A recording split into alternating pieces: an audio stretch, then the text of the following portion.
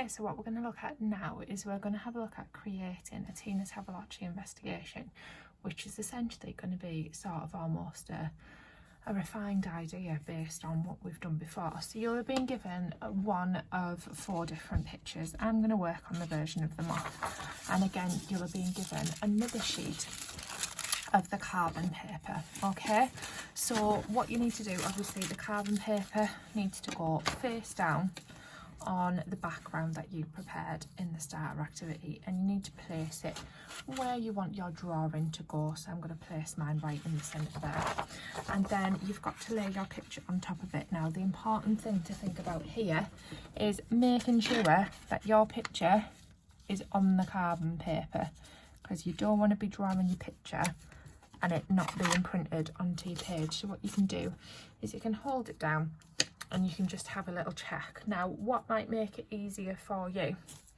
to make sure that whilst you're drawing nothing is moving around anywhere or anything, it might make it easier for you if you get a little bit of masking tape and stick it along the top edge like that.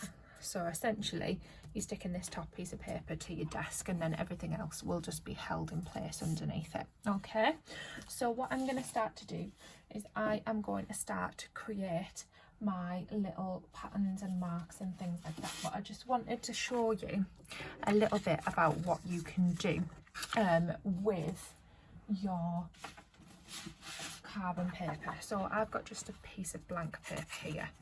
I'm just going to pop it underneath the edge of this carbon paper here so I can show you some of what it can do.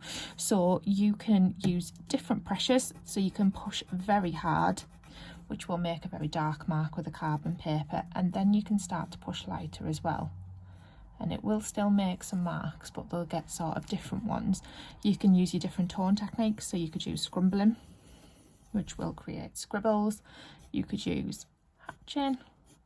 You could use very definite dots. You wouldn't be able to use the pointillism like that very well, but if you do some little circles, they will also print. And you could even do some shading with your pressure.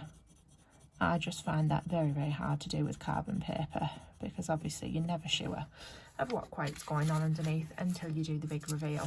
Okay, so you can see there how we can get some of those marks using the carbon paper. Okay, so feel free to use those in your insect, whichever one you are doing. Okay, so now that I've showed you that, I'm just going to get on with mine. I'm going to speed up the video so you just get to see me do it really fast, and you don't have to wait for me to do it real time.